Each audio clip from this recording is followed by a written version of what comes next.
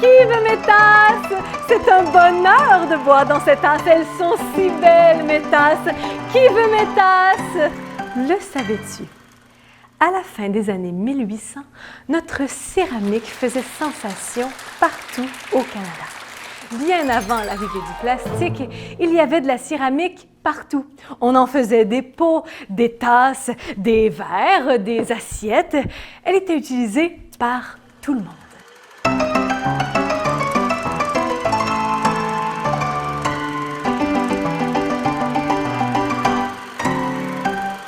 Son histoire dans notre région a commencé quand Moses Farrar et son beau-père Isaac Newton Sowell sont arrivés du Vermont aux États-Unis pour installer une fabrique de céramique en 1840, ici même à Saint-Jean-sur-Richelieu.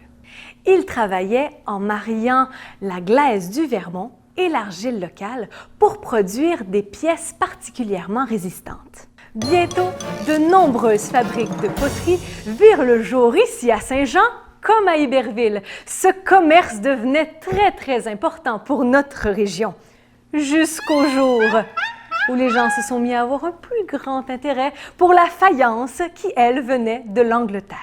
Il fallut donc trouver quelque chose de nouveau à construire dans nos fabriques ici. Alors on a fait des bols de toilettes.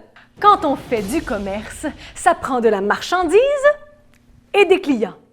Nous devons recevoir la matière première et réacheminer les produits finis.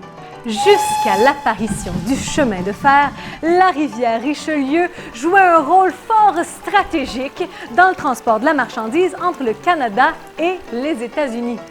En effet, on dit même que le port de Saint-Jean-sur-Richelieu, c'était le 4e port le plus important de tout le pays en ce qui concerne le transport de marchandises.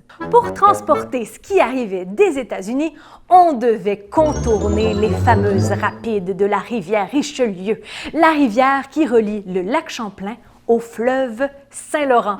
Et à cette époque-là, on ne faisait pas encore de rafting. On a donc creusé le canal de Chambly pour contourner ces rapides. Savais-tu que ça aura pris 600 hommes pour creuser la majorité du canal qui faisait 20 km de long au pic et à la pelle? Ouf! À côté de ça, faire sa chambre, c'est un congé. On a commencé la construction du canal en 1831, mais il ne sera achevé que 12 ans plus tard.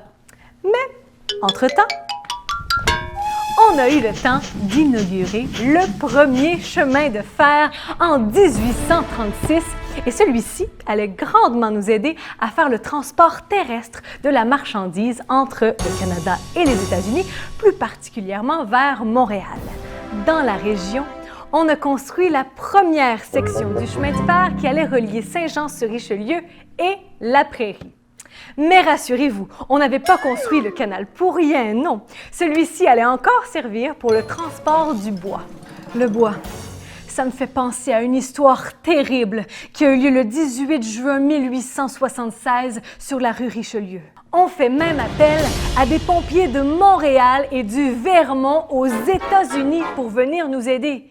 Mais il faut leur laisser le temps d'arriver et le Vermont, c'est quand même à plus de 100 km d'ici. À 11 heures, soit 3 heures après la première flamme, tout le côté est de la rue Champlain et la rue Richelieu au complet ont été ravagés par les flammes. Ouf! Ah, tout ça me donne très chaud. Heureusement, mon train arrive. À la prochaine.